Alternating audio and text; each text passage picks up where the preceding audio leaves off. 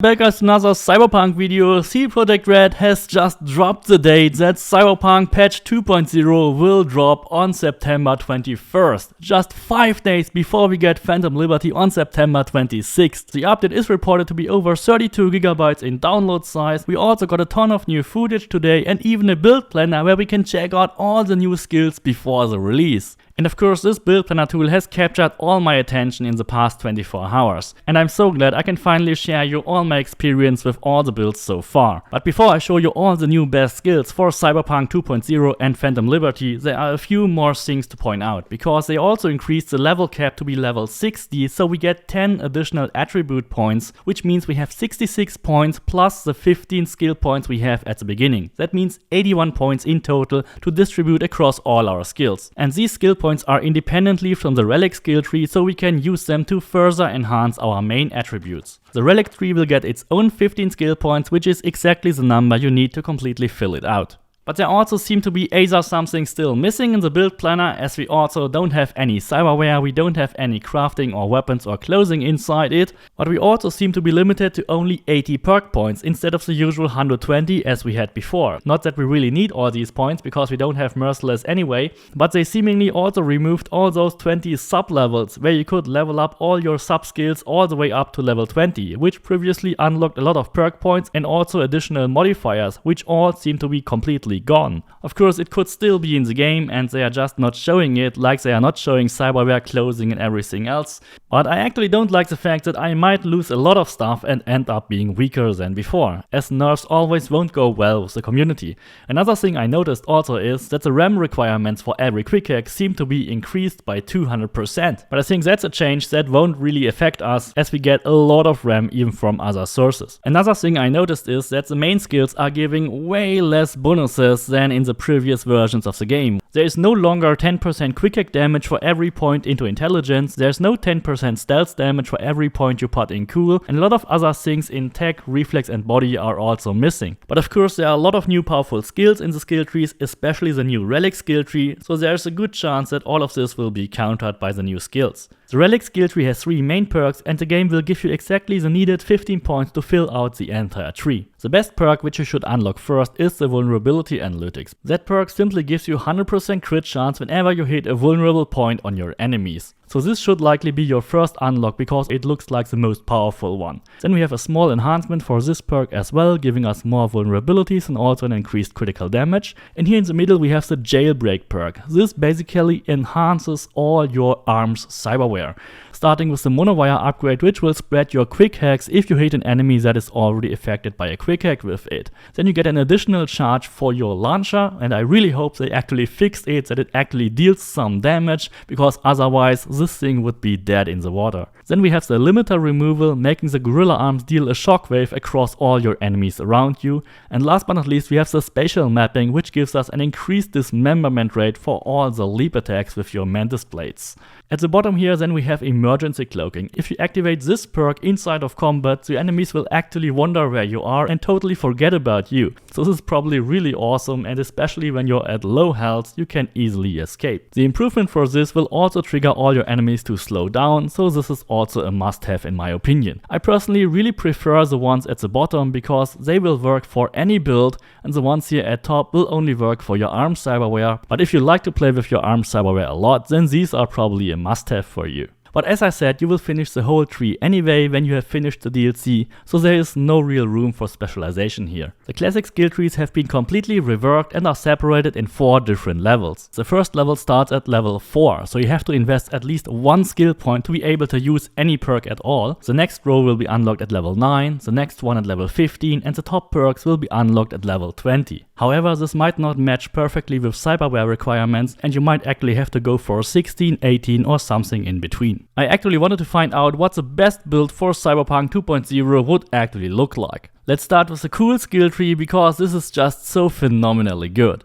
In the bottom right corner we have our previous stealth perks with 25% increased damage for all silenced weapons, we'll get additional movement speed, and we will also increase our detection time. All the skills here in the upper right corner are for your throwing knives, so I won't really get them except if you want to make a special build for them.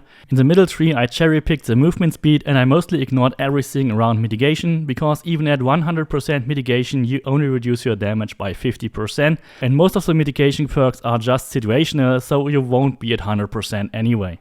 Of course we want to get Road Warrior to be able to use Sandevistan while driving and for increasing our damage as well. And then here in the upper part we have probably the absolute best tree in the entire game, for several reasons. Because in Cyberpunk patch 2.0 and in Phantom Liberty of course, shooting weapons will drain your stamina. And the focus perk will stop doing that. However, one downside is that this specific skill tree only works for your pistols, revolvers, sniper rifles and precision rifles.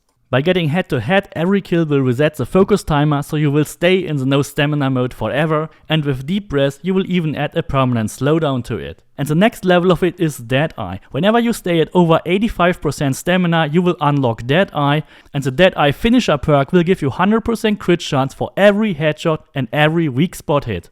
This is like merciless, but you only have to invest 1 point into it, which is totally crazy. But it just keeps getting better and better, because we still have run and gun. Whenever you use any pistol, you can just hip fire without using any stamina. So you can just run around hip firing all day without using any stamina with 100% crit chance. This is the reason why in my opinion this is the most powerful skill tree in the game. All the other skill nodes are just for increasing your reload speed or refilling your stamina in case you lose it. The tech skill tree is another one that got completely reworked. Of course we want to get all the car stuff, so we go for a gearhead here in the bottom right corner. But the real stuff has been added here to the center, which are your cyberware enhancement perks. All Things Cyber will improve all your cyberware stat modifiers by 10%. Driver Update will even add additional stats to your cyberware, and the Chipware Connoisseur will let you pick between 2 specific perks every time you upgrade your cyberware, which is just crazily good and, in my opinion, absolute mandatory. License to Chrome will give you another 10% to all stats of all your cyberware. Cyborg will reduce all the cooldowns by 15% for all your cyberware. Here you can get an additional slot for your hand cyberware. Extended Warranty will increase all the duration of all cyberware effects. This tree is insanely OP and probably my second favorite after the other one in the cool tree, because it affects all your cyberware. So whatever perk you get here, it will affect all your 20 cyberware items which you wear. In the upper right corner with a special tech weapon tree with the bolt perk and the finisher, you will be able to electrocute 3 enemies at once with a single electrified shot. But it basically requires you all the way to get to tech 20, which I won't do. Here on the left side we have a tree for your health boosters and grenades, and since I don't want to use grenades very often, I only cherry picked the perks that let me use the health boosters more often. The intelligence tree is absolutely massive and has a ton of really good options. Of course we are going for car hacker because we want to hack cars, and then we should focus on the center tree. The center tree focuses mainly on quick hack damage and recovery rate. And the overclock perk is a new crazy mechanic, because you can now also activate your cyber deck. Similar to activating Sandevistan or activating Berserk, when you activate your cyber deck you will actually overclock it. Overclocking your cyber deck allows you to use health points instead of your RAM if you want to make quick hacks, which is of course extremely convenient since you should have way more health points than RAM. It has a 30-second duration and only a 14-second cooldown, so you can use it really often. The spillover perk is not too powerful, but it will also apply all your quick hacks to nearby enemies, which is really convenient. It actually has a 50% proc chance and it only works during overclock, but you will most likely use overclock every time. Your health actually shouldn't be a problem during overclock, because your RAM recovery rate will also recover your health, which is really cool if you get the sublimation perk. So sublimation is an absolute must-have perk if you want to use overclock efficiently. You will also get more damage for less health when you get Race Against Mind, and Power Source will instantly refill your health when you activate overclock. Of course, ideally you want to stay out of combat, so you should get Shadowrunner to stay out of combat and get the out of combat damage modifier. System Overwhelm simply gives you more damage, and Speculation will instantly recover 25% of the RAM you used to kill your target. One of the biggest RAM reductions you can achieve by getting close to your enemies with Proximate Probation. It reduces all your RAM cost by up to 35% for close enemies. Reducing the traceability of course makes it easier to stay undetected.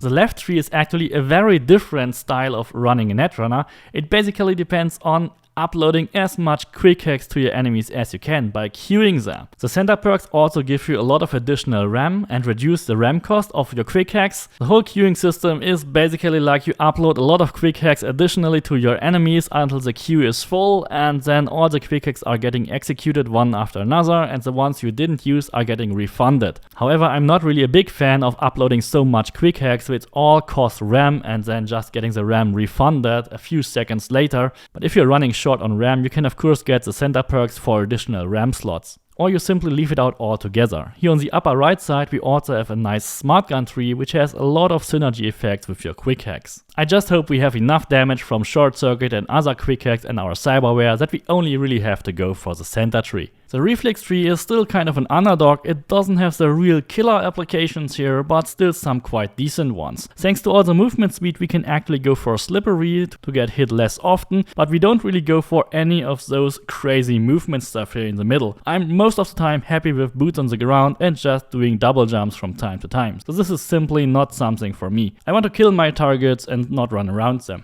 Lead and Steal is a really good perk for blades because it also unlocks the bullet deflector and bullet time, which allows you to shoot back those bullets with your blade. The upper one unlocks the new blade finishers with increased range and increased movement speed after every finisher. The left tree in the assault tree is similar to the tree under cool, which was for pistols and sniper rifles, but here it is for assault and SMGs. And it is actually way less powerful than the one in the cool tree. Ready and Reloaded reduces your stamina and increases your reload speed, but the real deal here is Sharpshooter, which can stack up to 7 times. Practice Makes Perfect gives you 7% additional crit chance, which means you will get up to 49% crit chance from 7 stacks of Sharpshooter. The other small perks enhance your movement and will further reduce the stamina cost, especially Shoot to Thrill will stack up to 7 times, but it will actually not entirely remove the stamina cost. Tunnel Vision will increase your accuracy and Spice of Life will further reduce your spread. So Sharpshooter is a nice mechanic, but I would rather have had the cool tree actually working for every weapon type instead of having a special tree for every weapon type. And last but not least we have the body tree. If you don't go for any blunt weapons or shotguns, then everything that's left and useful is here at the bottom, which is mainly just focusing on your health regeneration. But with this distribution I've over 7 points left, so there might actually be some really good cyberware which requires you to go for a higher body level, and if you do that you should actually check out the Adrenaline Rush. This gives you even more health regeneration and you can also no longer be knocked down. The other 2 trees of course are just for shotguns and for blunt weapons, so most of the time you will be probably fine by just using the bottom stuff. Since we don't know all the remaining cyberware requirements, you might actually use the remaining 7 points to spend them wherever you need or have to meet your cyberware requirements. I hope you enjoyed this. I'm really excited to show you the first builds. Please don't forget to subscribe, leave me a like, and see you next time.